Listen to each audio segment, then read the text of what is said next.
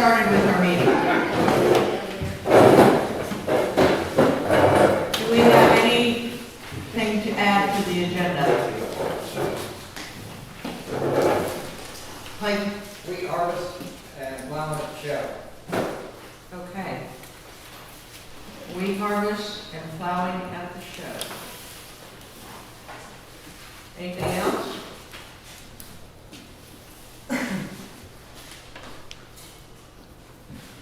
If not, do we have a motion to accept the agenda?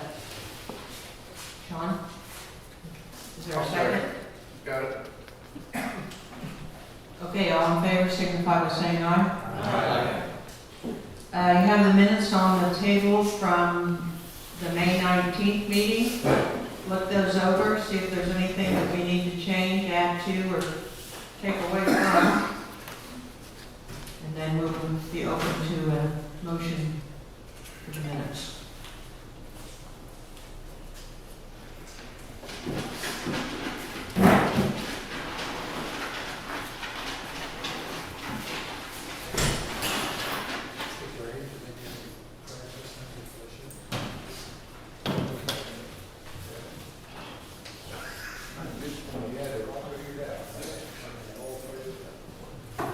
Do we have a motion to accept the minutes? Carol? Don? Okay, all in favor, signify by saying aye. Aye. Motion carried. Okay, treasurer's report. We have a new treasurer. Tina Sicker is taking over the treasurer's duties. She will give us a report of what we currently have. The checking account balance is $3,839.06, and the savings account balance is $24,546.65. Okay, do we have a motion to accept the treasurer's report? Tim, second? Jeff? Okay, now with Tina joining the board, we need to appoint her to the board, have a motion to put her on the board, or how are we going about making this legal? I'll make a motion. Okay, Paul makes the motion to put Tina on the board, I'll second. and there's a second from Kenny. Okay, all in favor of Tina being on the board, signify by saying aye. Aye. Thank you. Okay, we're going to move on to our committee reports. Joe, Tom, one of you have electrical work updates? The plan is to get the cable in the trench, get that prepared to feed for Tom's cabin wrapped up, hopefully this weekend if the weather cooperates. And after that, the focus will shift to all this wonderful Starlink and internet equipment we've got Okay. installed. For those of you that maybe didn't hear him, he's going to work on getting Tom's cabin up to par here again with the underground wires, and then start working on the Starlink and the satellite stuff for internet. Anybody have any questions for him? Well, I have a question for somebody. When I start adding some 30 amp outlets up here, how many do we need for the vendors, the food vendors? I mean, we have just the 2 food trucks up here. Right. So if we The ice cream truck and then one regular food truck. If we have 2 30 amp breakers, that should be good then? I would think so. Okay, They haven't told me otherwise, so. okay. We don't have much room for anybody else. How much does the ice cream guy pull? You know? Anybody know? Do what? How much voltage the ice cream guy pulls? I have no idea. More than 20 amps because he kept tripping the breaker last year. Do I need to contact these vendors and ask them? I don't think so. We'll get enough put in out there that they shouldn't have any issues. Okay. Okay, any other questions? Evan, you want to report on the engine foundations? We got the foundations poured, they're supposed to come back this week and kind of spiff everything up with the top coat. And then they're gonna try to grade, if it ever dries out when they're out here, try to grade it out soon. And then I got a call on the Farneys and trying to hear back from when they can come set them. We gotta wait 3 weeks to do it, so it'll be after the 4th of July. And we can get the engine set in place. And that's about it. Okay, I got the checks from Warren County Foundations. Marks have been paid off. They're taken care of. Tim, you want to tell us about the water heater situation? Well, the last month we talked about a tankless, but one tankless won't do 4 showers, everything we got, take 2 of them. But that's too expensive, it would be $9,000-$10,000 to put 2 of them in. So we looked at a power band to stay with LP versus electric, and was the way the board wanted to go. So we're getting Ridge Plumbing out of Danville, which Brian Crane family out of Covington works for them, and we're going to put a power band in at a cost of $4,154. That's a 50-gallon power band, and the electric one that's there now will be a preheat, and then it'll go into the power band, and the power band will be the main one. And then after the show, we'll shut the electric one down and not use it. So I just got to go ahead from the board Sunday afternoon. I called them Monday, so I have no idea on dates or anything yet to get that done, but we'll get that done. And then in the process, we were talking about a soft water unit because of the scale and everything on the tankless, but I talked to Brian Hargan, who put the well in, Finley Well Drillers, put the well in here. He's next door to us. He said that he would donate the water softener equipment as long as Brian Crane installed it. So talking to Brian, he's going to donate his labor, and his boss is going to donate the materials to install it. So we're going to get a whole water softener install equipment and labor for free. Donated to the club. So you're going to get a whole new water softener system and a new power bank for $4,154.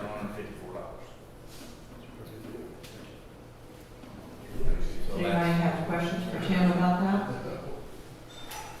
When is this coming in? I can't tell you, Tom. I just talked to him yesterday and gave him the go-ahead. Oh, okay. I'm not going to bug him every day. No, but certainly well before the show. Well, that's the idea. Yeah, we will get it done for this year's show. Yeah, so that's why I sent the email out Sunday, or the text. I don't do email very well. But yes, get it done before the show. I've contacted both of them, and the well driller, Brian Hart, has to come out, and he's going to test the water to see what we need. Have the softener built. It'll be built in Crawfordsville. It's Puritan.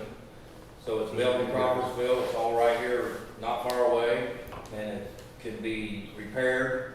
Repairable parts and things when need to. It comes right out of Crawfordsville. So we've got to test the water, get the unit built for that, and then so yeah, we're kind of time crunched, but get it done before the show. So. Will that be a demand system where it's only going to recharge when the water has been used? Well, it's a 50-gallon tank, so it's just a power vent. It power vents the exhaust out. It'll go up. Huh? I think she's talking about the soft. Oh, the softener. I'm sorry. Will the softener be a demand only? Because I don't know about the new ones today, but I know the old ones used to recharge like every Saturday or. No, this one will be one that'll recharge every so many days. There'll be a brine tank, and we'll have to keep it full salt. But they make them now, and maybe. I don't know, Diane. They make them where. I don't know. It's going to be free. Once it's needed, you said it.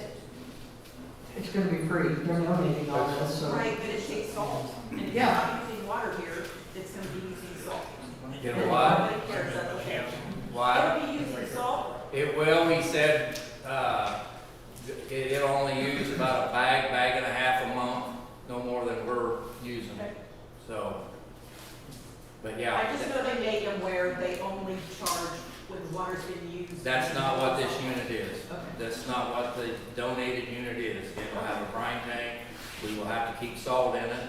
I volunteered to keep salt in it, until I'm gone in the wintertime, and somebody else is gonna have to come a couple times and check on it. But during the winter, it's probably only gonna use maybe a bag a month. It holds 5 bags. So we'd be good for at least 3 months if it burns a bag and a half, so Okay. 5. So somebody's gonna have to step up in the wintertime and come and check on it. Okay. But I'll bring the salt up, so. I can do that. I'm around all the time. But the donated one, Diane, to answer your question, is not an on-demand Okay. system. Thank you. Yep.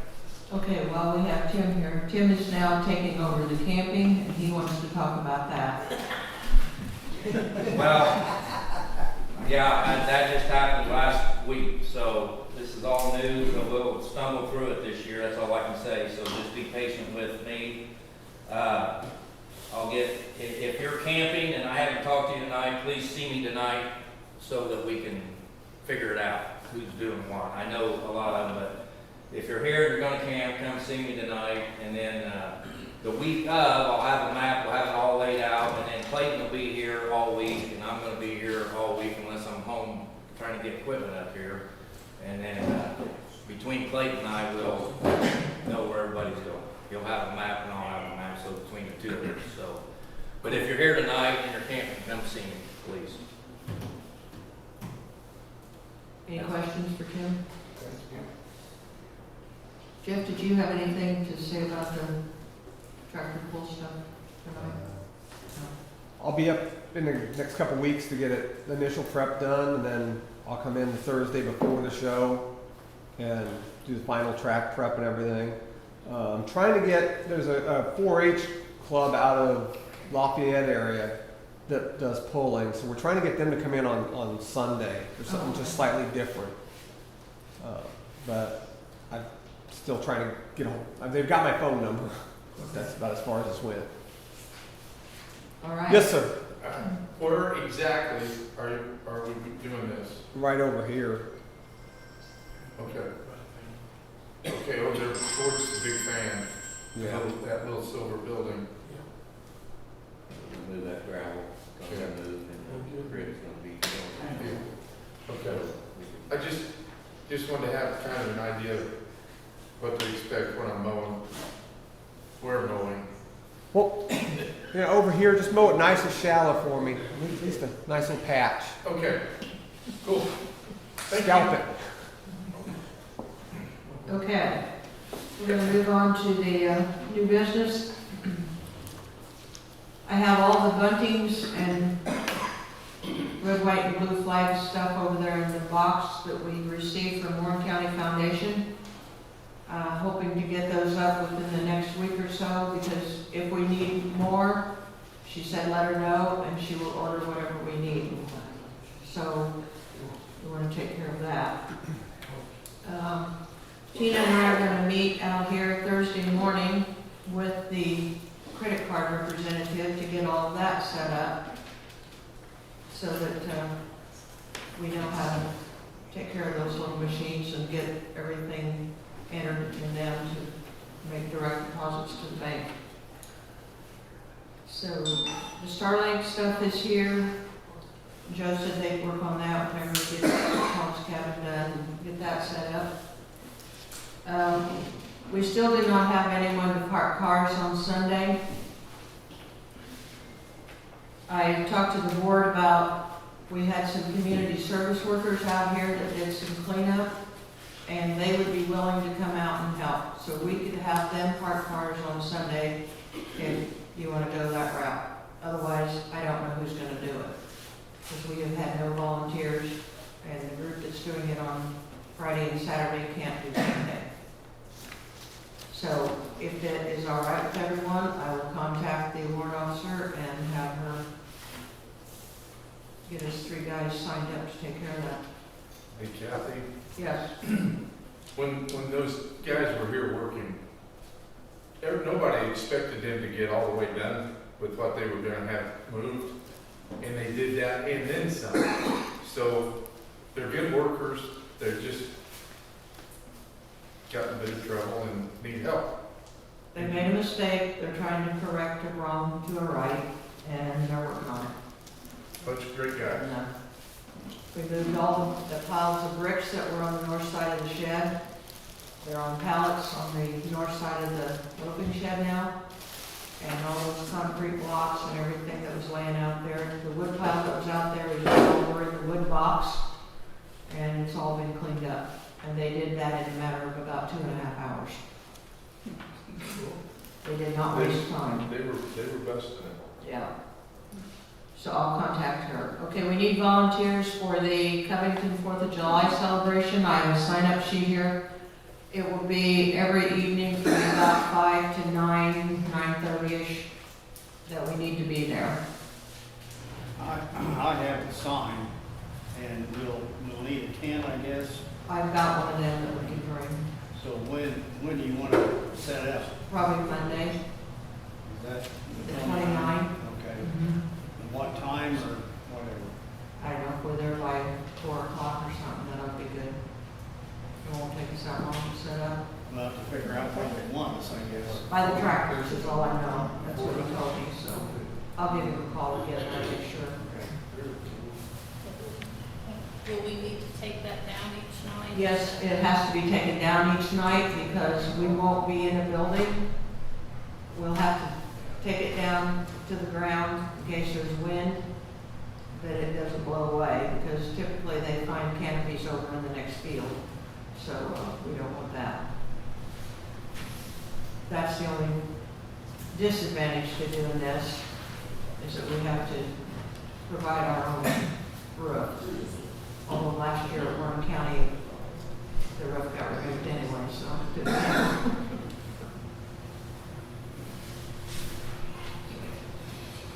Okay, Clayton, do you want to talk about your weed harvest and plowing?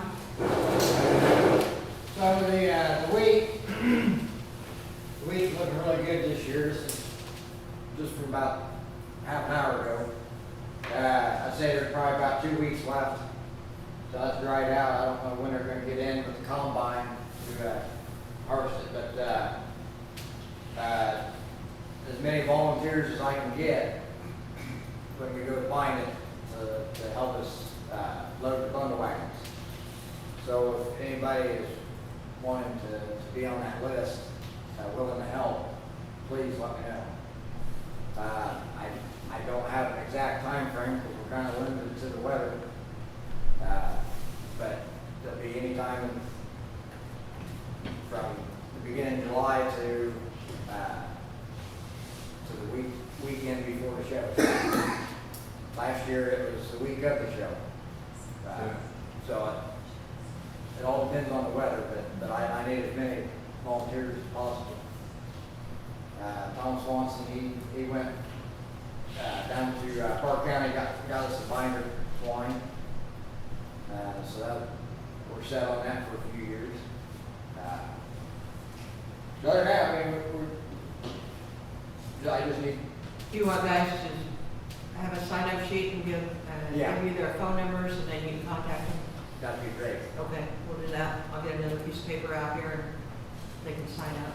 And as of right now, plan on plowing at the show, as long as weather, as long as the field's not a pond. We'd like to plow. So, Back there. yeah, so bring your plows. We haven't plowed for years, so Yeah. we'd love to do that. Yeah. We just haven't had the opportunity to do it. You'll do that on the week, so Yep. How many miles maximum? 10, 12, Right. big tractor, that brings Yeah, so that's all I got. So I just assign it to volunteers for a week. okay. We got a sheet here, we're gonna send around. We're not lining the entire field. They're gonna come in and combine. I'm not sure yet. I'm gonna go down there tonight with a comb and set out where I want them to stop. The wheat's pretty thick. It's a nice looking field this year. Nice and tall, thick. it all looks nice, so. I think, Tom, you said you're gonna go around the outside, right? I'll go down there with you, and when you get ready to go home, I want you to show me how much you want to leave. Yeah, we're gonna set a cone out. Yeah. Yeah. Okay, that's all I got. Okay, thank you. Okay, do we want to have some kind of a program on Friday evening? We don't have anything scheduled for Friday evening of the show? If we do, what do you want? It's getting to the last minute here, if we're gonna plan something. Is Coop gonna be here on Saturday? Yes, yes, we will have music on Saturday. Pass it to the I next. say as late as we did, we better forget Friday night. Yeah, I don't think we would get anybody to come in. Everybody's tired. Have to be something. Everybody's tired. Do what? Everyone's tired if you're over 60. Yeah. God, that's all of us, but That's not good, because I'm tired right now. That covers about everybody in here but three. Okay, Diane, you want to talk about your t-shirts and what you're doing with that? Sure. The t-shirts are in, except for the trains, but they will be here by the show. Something new this year, if you want to put a shirt on hold, I can still put it. You can't hear me? No. Ask him, this is like the first time anybody's never heard of that. Come up here.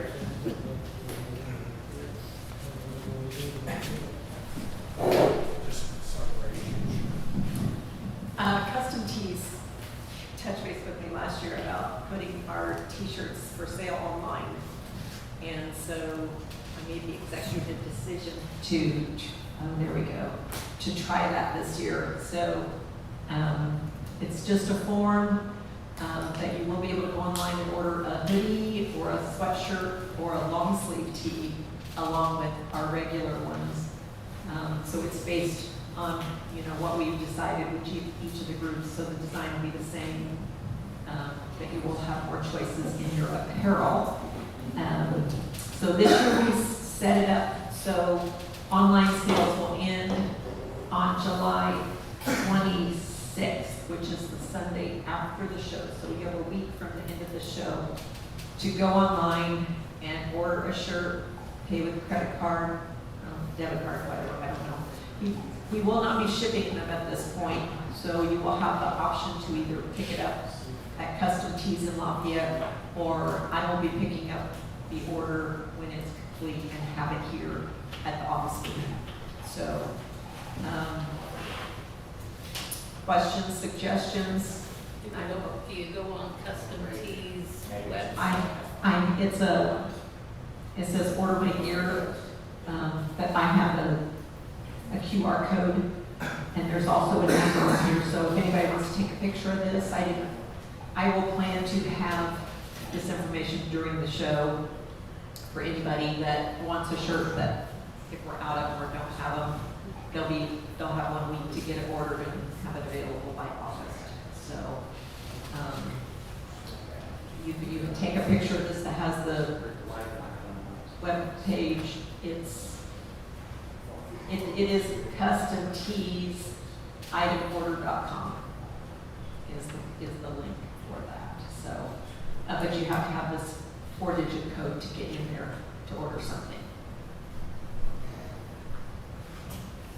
Any other questions? We'll talk about it in August. Thank you, Diane. Ted, you want to talk about your metal work? I do. I've got a piece of artwork I want to share with you. First, I want to give you an introduction to it. Can you all hear me? Back in 1854, there was a settlement on the Cades area, which was Coal Creek. Clayton, is that correct? Yeah. Coal Creek. Yeah. And there was a covered bridge that was built in 1854. And more recently, the Fountain County Historical Group decided to restore that bridge. There's a lot of history prior to this, but I don't want take all the time for that. So, they gathered money. In fact, Carol and I made more than one donation. We made a donation in your dad's name because Terry had built a model of the bridge. And I guess it's really unique.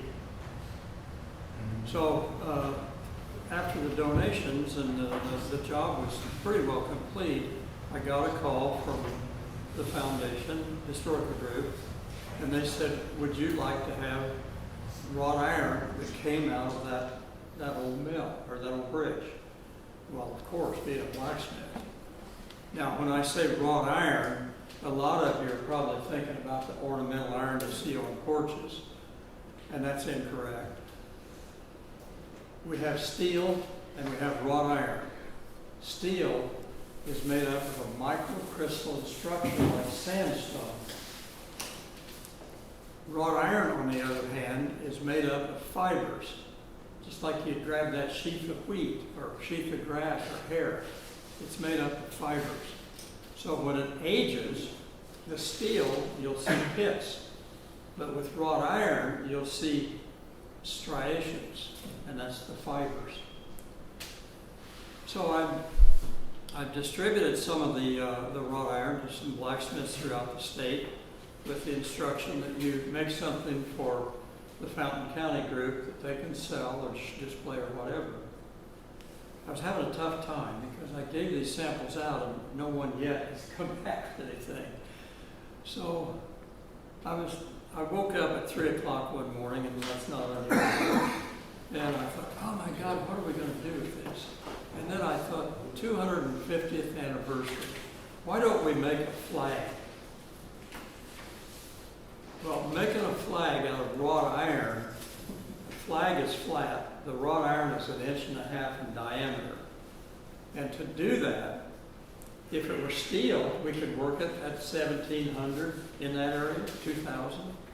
But with wrought iron, because of those fibers, we have to work it at around 3,000. Much, much higher. I thought, God, I love working wrought iron, but I just don't think I can do this justice. So I called a friend of mine who's a fantastic metal artist, wood artist, you name it. He's done incredible things. He's demoed it when we used to have our meetings at my shop. He demoed there. One of the major things he made is called a vulture anvil, an anvil vulture. He builds this vulture sitting on an anvil. It's the coolest thing. Ugly, really ugly, but it's cool. So I called this fellow. His name is Tom Willoughby. He's in Crown Point. And I explained to him what I wanted to do, and he was all over it. He was just all over it. It made me so happy. So he has a friend down around Bedford. He's a criminal court judge, of all things, and he loves to work with Tom Willoughby. So he drives from Bedford to Crown Point about once a month, spends 3 or 4 days with Tom fiddling around. So he stopped and picked up the sample of wrought iron, and then in the meantime, Tom and I are going back and forth on the design and what we want to do. And then Carol and I drove to Crown Point and picked up the product. And there it is. It's absolutely beautiful in terms of. Hey, Ted, move over just a touch. The thing, oh, I'm sorry. The thing about wrought iron too is that if you put it in acid and you etch it, it shows those fibers. Those fibers make it look like wood. And one of my favorite things to make is a cross. And when I etch the cross, it looks like now it's a wooden cross. It's really neat. But the flagpole is wrought iron, and the flag is wrought iron. There's over 30 hours in this. He made a special stamp to do the stars, 50 stars, and then each stripe, he did what we call fullering. And he fullered the stripes, and if you'll notice, every other stripe is shiny. Well, he coated the shiny ones with nail polish when he etched the flag. I mean, this guy, he's incredible. give it this wind whip look. And down below, there's a pile of rocks. And I talked to him one day and he said, oh, I'm spending the whole day making rocks. Well, I didn't figure that had anything to do with it, but now I see it. Tom, I tell you, Tom just put so much stuff into it. So this is the metal from the 1854 bridge at Cades Mill. And it's been restored, it's open. Now, let's go back 100 more years to 1754. You remember the name Ben Franklin? Ben Franklin was the guy who supposedly put out the first political cartoon. The cartoon is a snake in 8 sections. And he put this cartoon out, snake cut up, and it was essentially come together or die. And what he's referring to was the French-Indian War with the settlers. If the 8 colonies didn't come together, we were going to lose. And his cartoon brought them together. So God bless Tom. He put 8 sections of a snake down here at the bottom. Here's the head over here. I don't know how he thought to do that. And I looked at that, and I thought, there's a lot of similarity to today's situation. There's a lot of similarity. If we don't come together, we may lose our country. And I'll talk more about that first if anybody wants to. And then we have the 250 years down here. You like it? Yes, sure. Something to add about the bridge. What did you say? There's a couple things to add about the bridge. One, that metal was from the rods that held the bridge together. Yeah. That's what sandwiched the beams. The bridge is the oldest bridge in Indiana, covered bridge in Indiana. It's in its original spot. It's also the longest single span covered bridge in Indiana. So it's Oh, got, I didn't know that. It's the longest. it's got a lot of things going for it. Yeah. The nice thing about us, the blacksmiths, that metal has been under roof essentially from 1854 up. And it's etched, and you can tell it's wrought iron. I really should have brought a piece of the wrought iron so you can see it. So here's the T-shirt for the blacksmiths. What are you gonna do with your metal art? What do you plan to do with the metal art? The other piece, What about it? what are you gonna do with it? Well, Kathy, that's up in the air. When we picked it up, Tom said, Ted, I made this for you. We may display it at the 4th of July Works in Covington. I don't know yet. And it may go on display for a little while at Carol Freeze. Freeze, Carol Freeze Antique Shop. I have a thorn in my side regarding donations to museums because I've witnessed too many times what sometimes happens, not good things. So, for the most part, this is going to sit on wherever Carol wants it. Now we know. And when we die, we may put something on the bottom. And by the way, the bottom, Tom put, created by Ted Stout, Tom Wilby, Cody Statton, and Bob Klein. Bob Klein is the criminal court judge. So I hope you enjoy it. Turn it Thank around, you. turn it around so we can see the front. Oh, wow. And if you look close, then in the light's right, there is some iridescent red in the shining. He tried to get some red, but it didn't succeed very well. But what a tribute. Yeah. Turn it so the girls can see it. Turn it so the girls can see it. Yeah. See it. There you go. He's nice. It's heavy. It boggles my mind that came out of a piece of a round piece. He took an inch and a half by inch either 4 or 5 inch. I give you this one.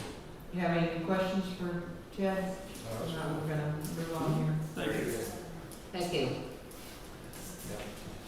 Don't forget about silent auction items. We made things Saturday. Okay, yeah, I started gathering some things, so I hope the rest of you are too, so that we can have more things here than we did last year.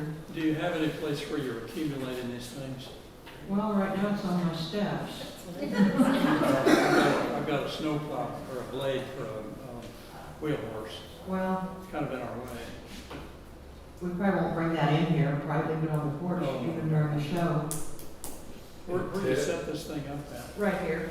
On the porch? No, inside. Right here on the worst of, Well, yeah, because we're gonna lock it up at night, we don't want all these tools and everything left out. Yeah, you want that on the porch.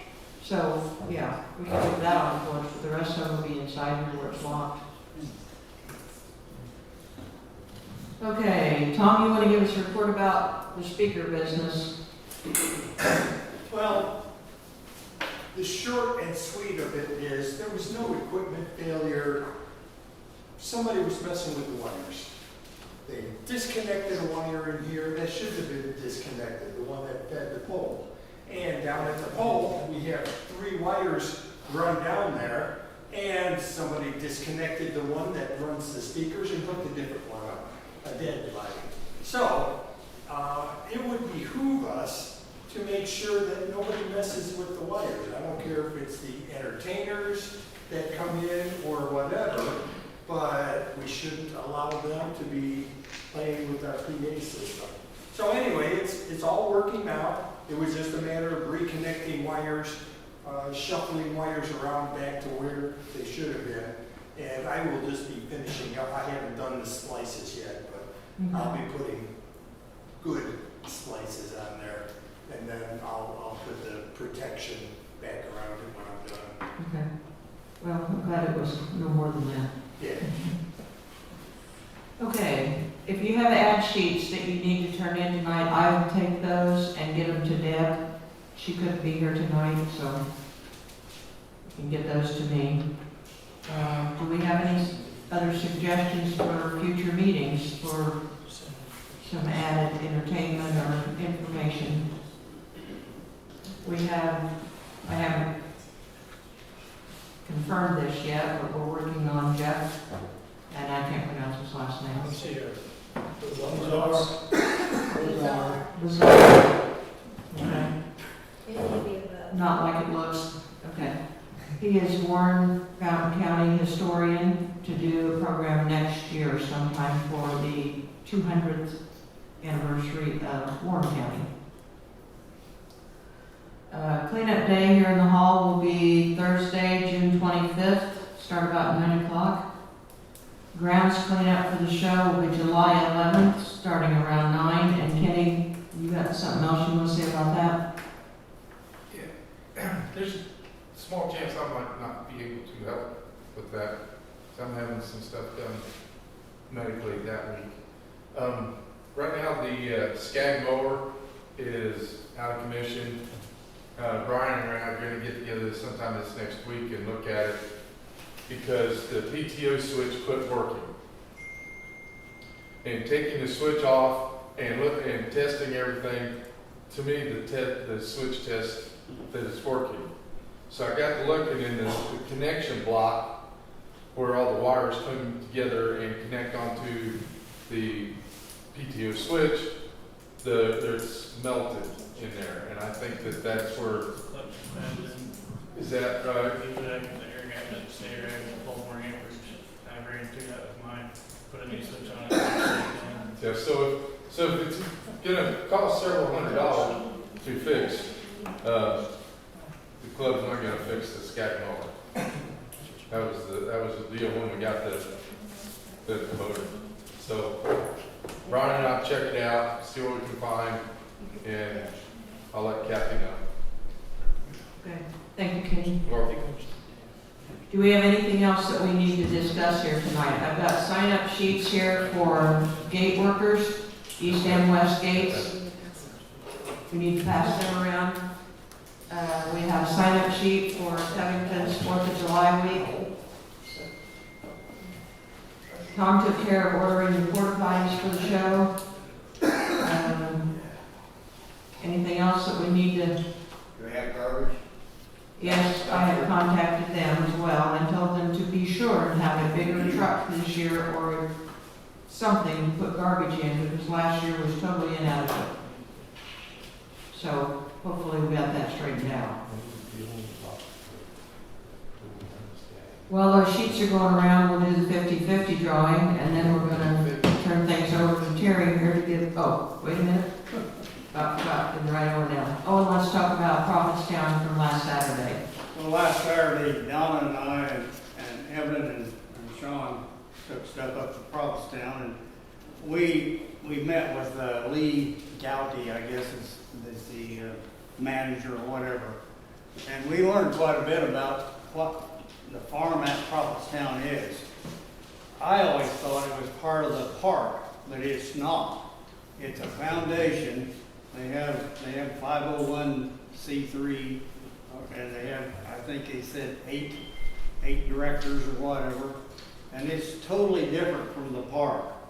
It's one of those synergetic things, you know, where they have 100 acres in the farm, and the park allows them to use it. Well, when in the gate fees, I think it's $8, the farm gets $1 of that. And for displaying the stuff last Saturday, they gave us $177, which I just gave to Tina. And I don't know exactly where that came from. Part of it had to be the gate fee. They had parking fees around the farm, so I assume some of that was there. But now I don't want to get on anybody's case, don't get me wrong, but this was billed as the Ileana Tractor Show. Well, I think in the future, we ought to make it a show. Just, you know, the engines and a couple of tractors, to me, is not a show. I mean, and I think in the future, we need to talk it up here in the meeting and encourage people to take stuff up there and display it.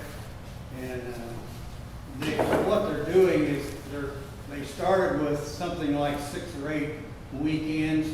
Now they're up to 23 different weekends that they do various things. For example, they got June, July, August, September, October as farm table dinners. They're not free, of course. I think they told us $70 a ticket.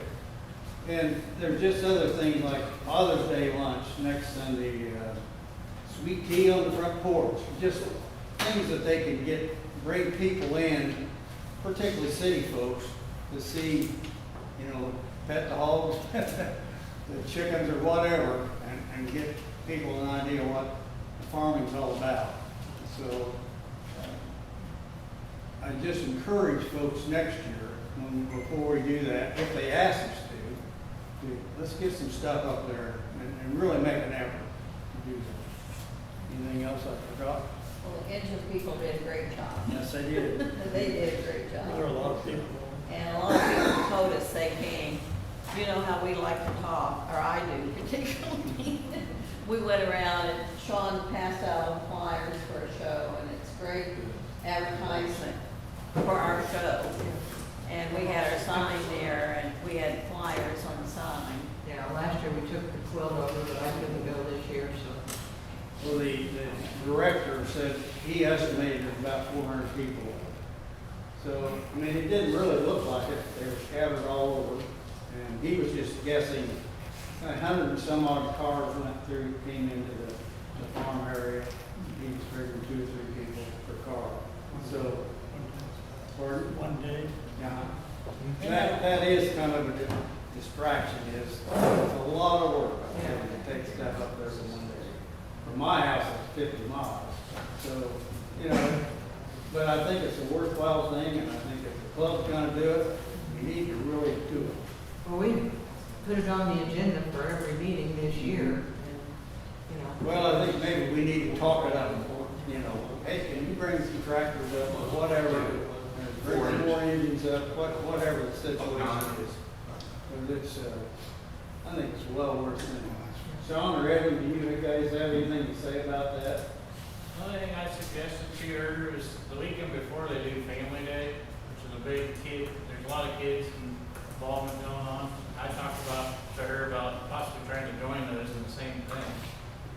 She said they do have live music and they're worried about the noise, but even if we maybe had to have a little bit of a quiet time or something. Yeah, the week before, they do have a family day. Is it? Demonstration, music, games, food, plenty of animals and so forth. Sean and I have done it the last 3 years, I think it was, and this year was kind of slow, there wasn't as much stuff there that got brought in. But it needs to get better to make it worth doing, I'd say. They have a lot of things for kids to do. You know, they were playing croquet, and badminton, and different things that, They said there were 400 people coming Yeah. in the gate.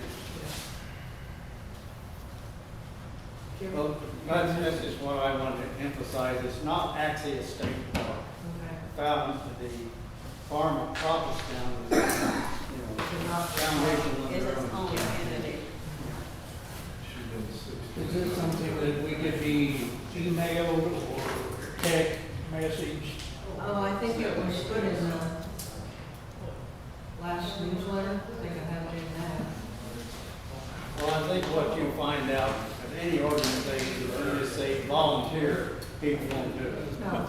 You really have to talk to people and convince them that's what it Just is. get the You word. send out all those things, but they don't read them. Yeah, so in the future, let's make a better effort to try and get folks up there. Hey, we'll put you on that advertising committee. Maybe we need to get on the phone and call some people that don't come regularly. It was a beautiful day, sunny, cool, it was a beautiful day. Yeah, it was. I guess that's Miss Beal. Okay, thank you. Anybody else have anything? Jim? My nephew and my great nephew that won an engine out here 3 years ago have donated that engine back to the club. Oh, okay. I have it at the house. But I got around and that I would have brought it with me tonight. But it's been donated back to the club to raffle off again. Okay, we have one for this year. We can do it next year. We'll put it on for next year then. Yeah. We can hang on to it for the next year. That's not a big deal. Okay, thank you. That's appreciated. Yeah. Donna, you want to say something? Well, about the desserts, we need everybody to bring 4 Everybody desserts. needs to bring 4 pies, 4 desserts for the show. And we will get that sent out, Facebook, emails, whatever. And do you have a sign-up sheet? You said you're gonna bring something for workers. Carol said she would help with pies. And have you talked to Jane Sims? I tried to reach her and I haven't reached her. We Well, haven't connected yet. But I we did need too, people but I didn't reach them. to take turns for a couple hours maybe, or like you do at the gates. Yeah, I mean, of the people here tonight, I don't think there's anybody that's gonna be Free. working pies, no. Some of us, you don't want to work hard. No, yeah. It may not be there to the table. Okay, do we have anything else? Okay, your tickets ready, we'll have a 50-50 drawing. Last 4 numbers are 4, 5, 8. The last 3 numbers, not 4. Oh, 7, 4, 5, 8? 7, 4, 5, 8, is that you, Jeff? Okay, there you go, Jeff Sherwood, Just keep it. keep it. How about you, John? Okay, do we have a motion for adjournment? Clayton? A second? Tom? Okay, all in favor by saying aye to adjourn? Okay, next meeting, August 18th, that will be election of board members. Now we're going to turn it over to Terry Warville from Warren County Historical Society. Thank you, Betsy. I'm going to talk a little bit about different topics concerning Warren County history. Hopefully I don't bore you too much. You want to use this? Yeah. All right. about glaciers. Before the glaciers arrived, in Warren Township looked a lot like Brown County does today. The hills of Warren Township stood about 350 feet above the Taze River Valley, which was located north of the township. Streams flowed toward the Taze, the largest river on the continent. The Wabash River hadn't existed yet. The Taze River began in western North Carolina and flowed northeast to Indiana, then west to where the Mississippi, which was a mere tributary, then joined it to flow to the Gulf of Mexico. And glaciers drastically changed the landscape by destroying ridges, filling existing valleys, and creating new ones. It is believed there were at least 3 major periods of glaciations. As each ice sheet melted, it left boulders, gravel, silt, and clay. By the beginning of the last glacier period, the Taze River and valley had become mostly filled with this outwash. The pores between the sand and gravel allowed large volumes of water to flow.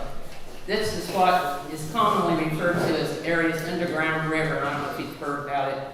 I think a lot of Lafayette water comes out of the Taze River. The Wabash River had been formed by this time and was filled with outwash. It consisted of a wide series of small shifting channels with numerous islands. The river was about 100 feet above its present level. In Jasper and White County, the Great Lake formed under the ice. And when the lake eventually broke through the ice, the weight of the glacier on top of the lake pushed the water out in great torrents. The floodwaters were between 50 and 75 feet deep and 1.5 miles wide. Subsequent flooding and erosion lowered the river to its current level. Native Americans. The first inhabitants of the area may have been the mound builders, and they are considered a separate race from the Native Americans. When settlers questioned the natives about the mounds, they didn't know anything about them. In Warren County, there were 3 types of mounds: sepulchral, sacrificial, and memorial. Trembling skeletons, trinkets, or ornaments were found in the sepulchral mounds. Sacrificial mounds contained baked clay altars upon which there were ashes, charcoal, and often burnt fragments of human bones. Memorial mounds contained nothing and were thought to have just been constructed to commemorate an important event. The landscape was very different when the Native Americans were living here. They used fire in a number of ways. They used targeted burning to increase nut crops. As a result, we have a lot of oak, and we did have chestnut trees in the area. Low-density fires were used to remove dead plants and allow sunlight to reach new shoots to promote regrowth of useful plants and created habitat favored by important game species. Fires created nutrient-rich forage which attracted the elk, the deer, and the bison. Fire also reduced tree and shrub vegetation, increasing the visibility, making travel easier, and reducing the chances of destructive forest fires. Some areas were burned every 1 to 3 years, which prevented trees and shrubs from establishing, maintaining open prairie habitats, and increased visibility and easy travel. Native Americans abandoned communal and family fields once nutrients had been depleted from the soil and cleared new fields, creating a patchwork of habitats. Land sales. Crawfordsville was laid out in March of 1823. In 1824, it was the only town between Terre Haute and Fort Wayne. Land sales for Warren County were at Crawfordsville starting in 1824. People from the southern part of the state, Ohio, Kentucky, Tennessee, and Pennsylvania were there. Land sales began in the southern part of the county, and then they went north until everything had been offered. Land sales advertised in the paper for $1.25 an acre, but it could go for much more. Land by a road, stream, or prairie could go as much as $5 to $20 an acre, especially if the prairie was next to woods or firewood. If the prairie was too big and there wasn't any woods nearby, no one would even touch it, even if it was good soil. Some bought for an investment, but they didn't want to settle there. Warren County was created in March of 1827. In November, the county was divided into 4 townships. And I've got a paper here you can look at later, and it shows what the townships were. And Prairie and Kent townships were the last townships created in 1864. Okay, here's some tales of the pioneers. The prairie stretched northward to Lake Michigan without a stick of timber visible. At first, Benjamin McGee's father could see a deer a mile away through the dense forest. But 10 years later, briars, vines, and bushes sprung up everywhere in such a net and abundance and a profusion that was very difficult in many places and impossible to ride through them. The Grand Prairie was covered by a vast sea of grass, furnishing materials each fall for huge fires. The fires had kept the brambles of brush down in the forest. The headwaters of the Little Pine Creek consisted of a vast area of water and grass growing 2 to 10 feet tall. In 1858, Mr. McGee stated there were 6 beaver dams within a mile of his house. He also remembered riding across the township with his horse's feet in water, and the entire time, and much of the time, the water was up to the horse's knees. The sloughs were a hindrance to farmers. The water prevented them from planting crops, and they attracted birds to the crops that were planted. The birds could eat up to 30 to 40 bushels of corn overnight. Hundreds of prairie chickens could be seen eating with the farm animals. Quail were so numerous that they followed the plow to eat the insects turned up by the plow. So many pigeons were in the barn lot as to make the ground look blue. There was a 200-acre wooded area by where Mr. McGee lived, and migrating passenger pigeons would use the area as a roosting area. So many birds would gather in the trees to break off the limbs, which were 6 to 10 inches in diameter. People would camp in these areas to kill the pigeons with long poles. The dressed pigeons would sell by the barrel for 2 cents apiece. During spring migration, there was a continuous stream of pigeons, so numerous they would darken the sky. The pigeons could be seen from 10 o'clock until nearly noon for 3 days in a row. The last spring migration Mr. McGee witnessed was around 1860. In 1858, water could be found at 4 feet on any low ground. After the slough grass had been killed, it took 10 feet to find water. When ponds were drained, water was found at 20 feet. With the advent of drainage ditches, wells had to be bored in order to find water. Located in northeast corner of Warren County is an area known as Cranberry Marsh and Pine Grove, and it originally covered 1,000 acres. Ann Wilson Burnett remembers the winter of 1827-1828 as the wettest and rainiest she had ever saw. On February 27th, the Wabash was flooded and it snowed 8 inches that night. They had to move to a 3-sided camp on Pine Creek the next day. The boat they used to cross had no railing and all the livestock jumped off and swam back. It took them all day to get across and some of the livestock drowned. They made their beds in the snow and slept on the banks of Pine Creek while the river and the creek rose over the bottomland and froze. They had left their livestock on a half-acre island. All the next day they tried to get them off, but they had to go on and leave them when it started getting dark. Later they came upon 75 Native Americans camped on Fall Creek making sugar. Their horses were frightened by the campfires and escaped the harness. It took them 2 hours to retrieve them. Cattle were driven to market into New York City. The trip took about 6 months. Bill Robb's father conducted a feeding post. Cattle owners driving their herds to the eastern market could stop for the night to get feed and water.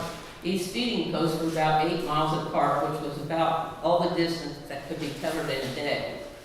In the 1830s, the nearest market was Chicago, a village of about 24 houses. In 1838 and 1839, a farmer drove his hogs to Eugene, packed the beef and pork, built a flatboat, and floated to New Orleans. He returned in 6 weeks. He made the trips many times and it took him from 3 to 4 months. Merchants made 2 trips a year. They would leave from New York around the 1st of August for the fall and winter supplies, and leave the end of February for the spring and summer goods. Frequently, 4 to 6 merchants would go together. They would first go to Crawfordsville in a hack that made trips 3 days a week.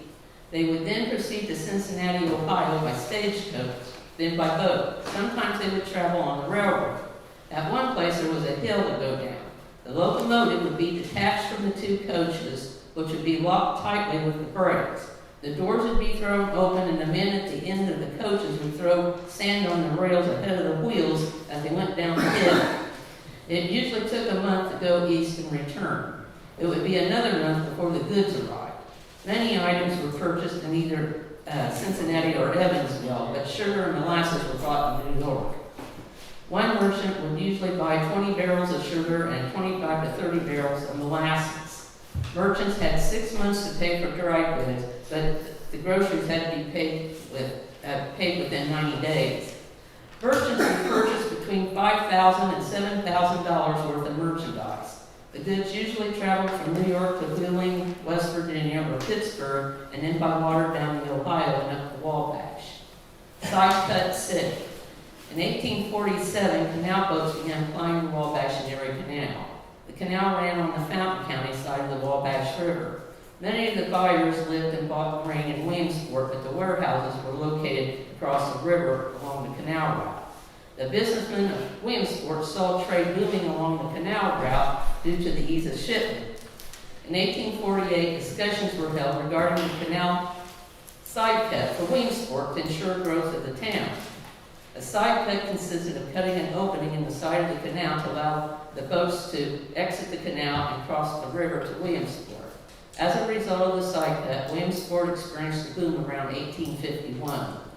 In the late 1840s, the packing and shipping of pork and shipment of grain was a huge industry. James Goodwine packed around 3,000 hogs annually for several years and shipped them to market by canal. George King, James Goodwine, and others were grain buyers. In the early 1850s, Kent and Hitchens, Haynes and Dickinson, Cessna and Warren built 3 large grain and pork warehouses. Each was about 40 by 80 feet and 3 stories high. For a number of years, these firms bought and shipped on average more than 250,000 bushels of wheat, oats, and corn. Dozens of wagons would wait for hours to unload.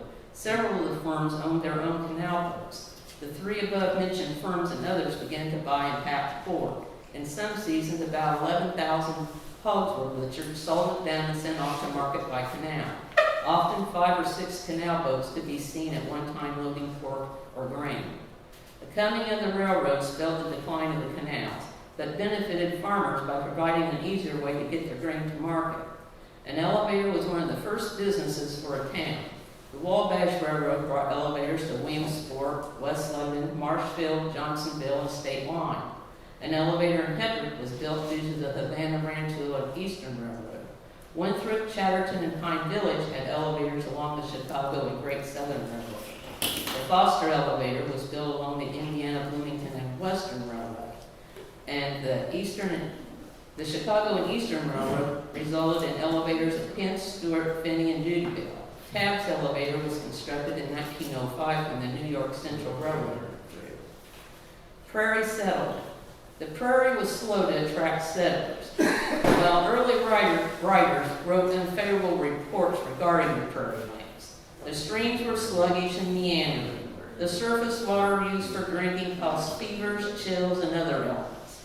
Poor drainage made cultivation difficult. The land was considered infertile due to lack of trees. The lack of forest provided no protection for winter winds and increased the cost of building fences and heating homes. Numerous eastern and southern capitalists purchased large tracts of land before settlers appeared and tried to develop it into great estates operated by tenants paying rent to the landlord. By 1939, 40% of Warren County was operated by tenant farmers, with the average farm being 160 acres. It wasn't until after 1862 that any serious efforts were made to restrict the amount of government land an individual or group could acquire at the government offices. Much of the prairie land in Warren County was not developed until after 1880. Many of the absentee owners intended to hold on to the land until land prices increased and then sell it for a profit, and had no intention of improving or developing their property. Tenant farmers who wanted to buy cheap land were unwilling to ditch the land when it mainly benefited the owner, thus increasing the land values. They also did not have enough money to invest in cattle. Therefore, most tenants did not stay long. Immigrants who had money bought cheaper land elsewhere. Landowners held off as long as possible in paying property taxes, further slowing improvements to the area. Tired of waiting for land prices to increase, many of the original land speculators cut their losses during the 1850s and sold to a new breed of landowner. These men lived in the community and had capital to invest in improving the land. They grazed cattle and gradually built fences. Okay. Prior to 1875, the prairie in western Warren County was used as open range. It was one of the top 3 cattle producers in Indiana. Cattle were raised on government land. On the higher knolls, patches of bluegrass grew. The bluegrass had been introduced to the prairies by the Kentuckians in General Harrison's army while marching from Vincennes to Tippecanoe in 1811. They brought the bluegrass hay with them for their horses, and wherever the army camped, patches of bluegrass started to grow. Men would buy a small number of cattle and pick out a spot on the prairie to graze their cattle. In early spring, they would hire a drover and prepare cattle pens near a farmer who lived at the edge of the prairie. From April to December, cattle were released from the pen in the morning to graze and driven back to the pens at night. During the winter, they were penned and fed. After 2 summers, they were driven to market in the east. The era was short-lived due to land speculators and settlers who forced cattlemen to buy land. Cattle drives ended with the railroad. In 1850, Congress passed legislation ceding to states all public lands classified as swamps. Proceeds from the sales went to drain the areas. In many cases, when land sold, it was never drained. In 1850s and 1860s, large holdings of unimproved swampland in Warren County belonged to absentee landowners, unwilling to drain the land or to pay taxes to build schools or roads. Owners tried to get tenant farmers in hopes that they would improve and work the land. When that failed, the owners started to graze cattle.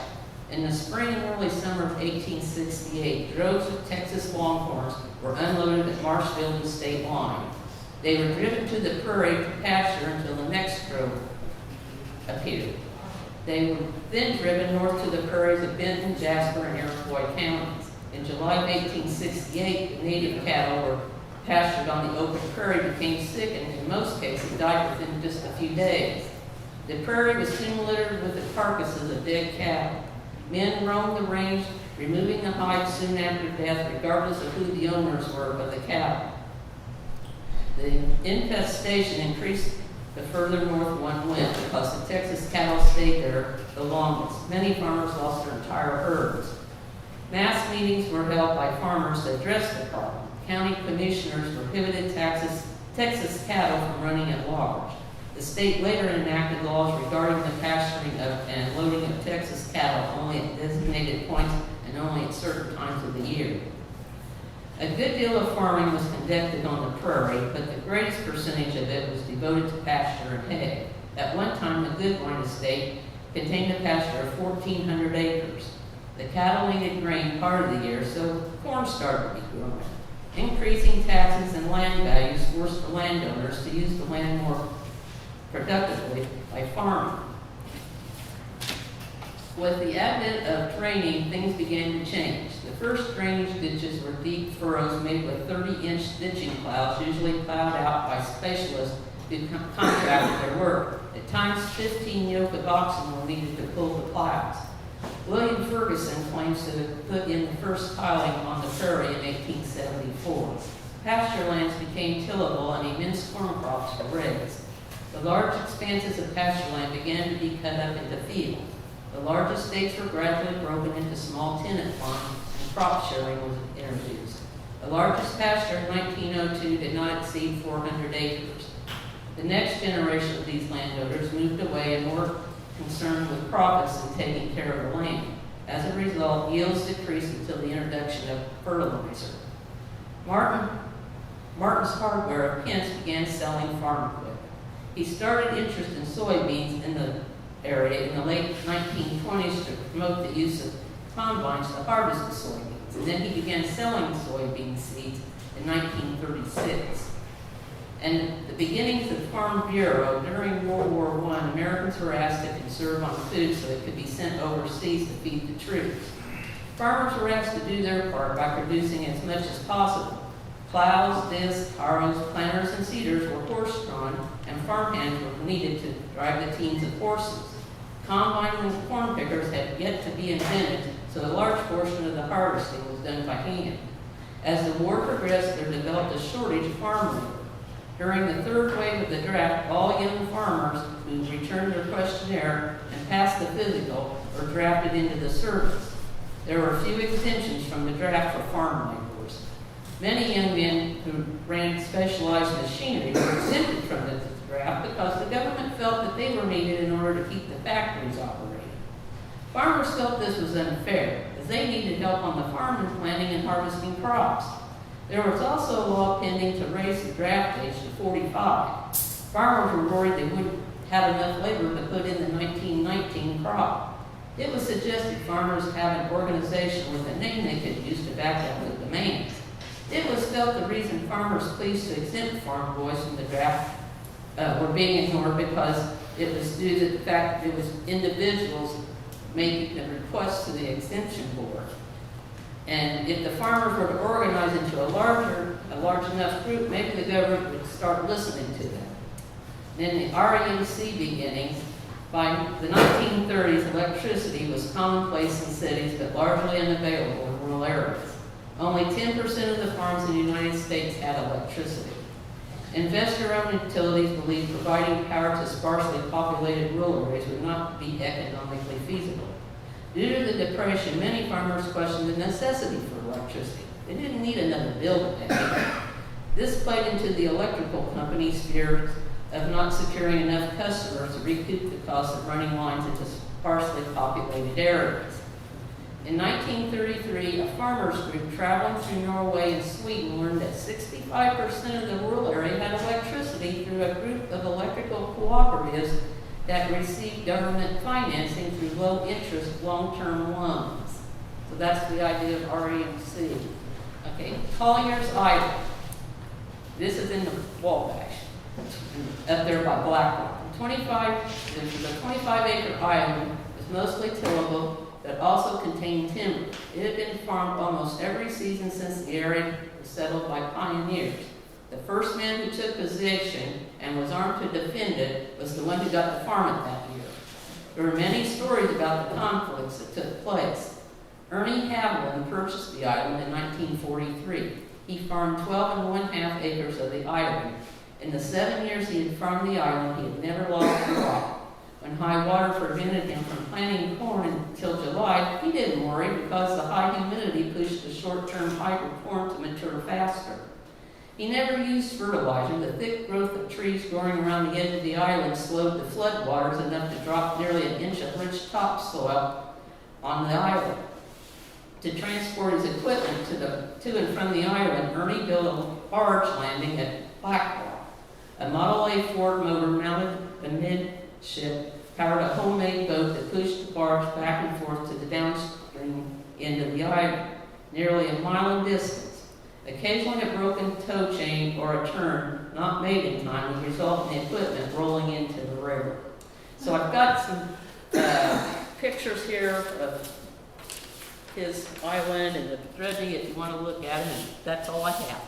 I hope I didn't bore you too much.